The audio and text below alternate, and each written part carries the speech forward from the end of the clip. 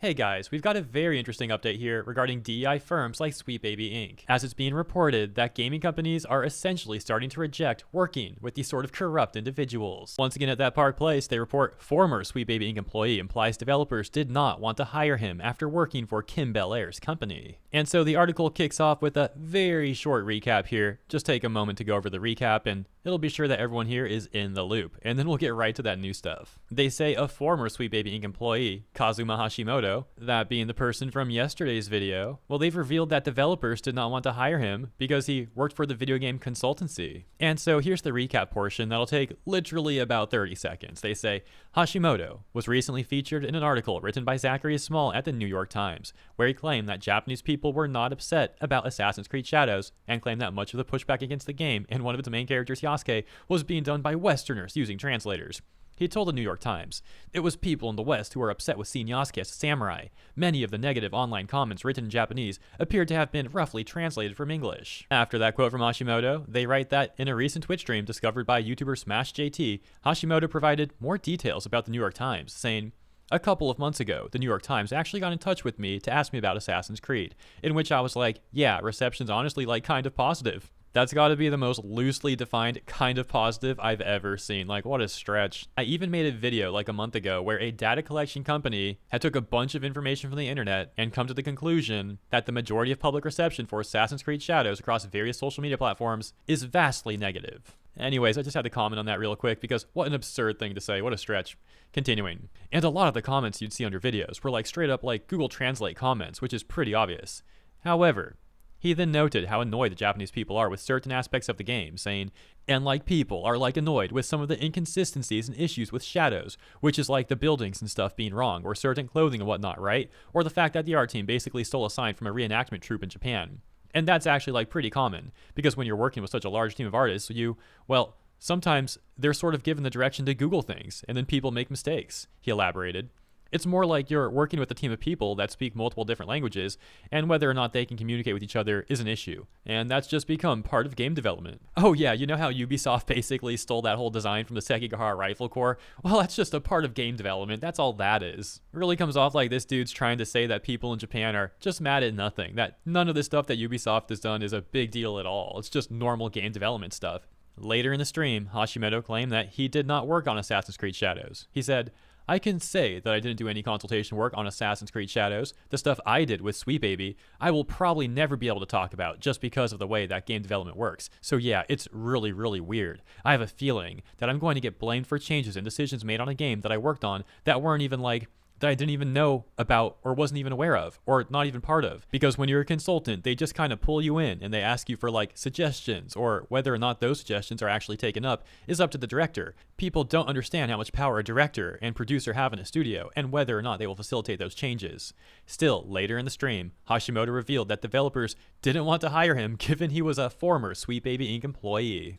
He said, "There are definitely jobs that I've had where like people have seen like the fact that I worked for Sweet Baby, and it's been a year since I've worked with them, and it's just like a contractual basis when I was so just like periodically for like a couple of years." Okay, side note, my gosh, the amount of times I've had to read like in this video starting to drive me a little crazy. Anyways, continuing.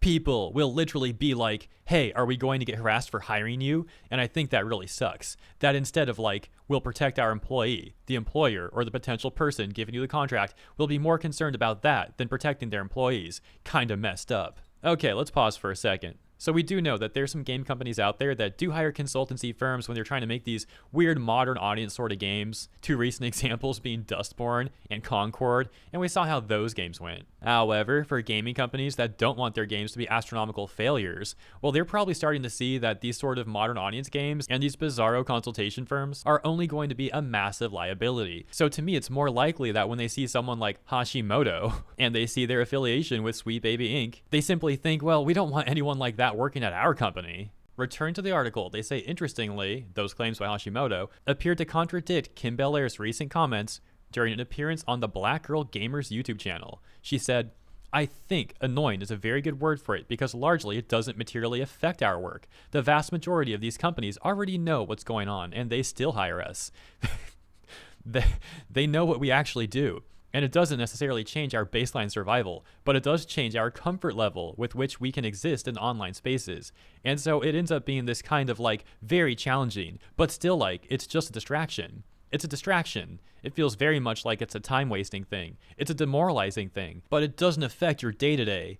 But it's like noise outside, Belair added. The article concludes with them asking, what do you make of Hashimoto's implication that developers did not want to hire him after seeing Sweet Baby Inc. on his resume? Well, that sounds pretty dang funny. And those developers are smart. Like, why would they want to hire anybody who's going to make their game worse? Hey, will you ruin our game for us? And on top of that, we'll pay you money to do it. Obviously, that would be a terrible decision. And at least more developers seem to be realizing that these sort of consultation firms are not going to help them. They'll do the inverse. They will hurt their games. So stay away, stay far away. Unless you want to be the next Dustborn or Concord, then by all means, go ahead and hire people like SBI or some other consultation firm similar to them. To end with something else funny, if you saw yesterday's video, do you remember I mentioned that Hashimoto wrote that article, Animal Crossing, New Horizons, and Japanese Colonialism, where Hashimoto's actually getting pressed about Animal Crossing of all things? Like, imagine how weird you have to be to get offended at Animal Crossing. Well, Hashimoto made an edit on their own article saying, if you are legitimately mad at the fact that this piece exists, understand that you do not need to take any of this information to heart. This was literally just a food for thought in the way that we engage with various systems and mechanics in video games. If you feel differently, that's totally cool, but maybe you'll learn something about Japanese history in the process. So I don't think most people are mad that the piece exists. They're laughing at it for existing. They're laughing about, as mentioned, how Hashimoto got pressed over Animal Crossing.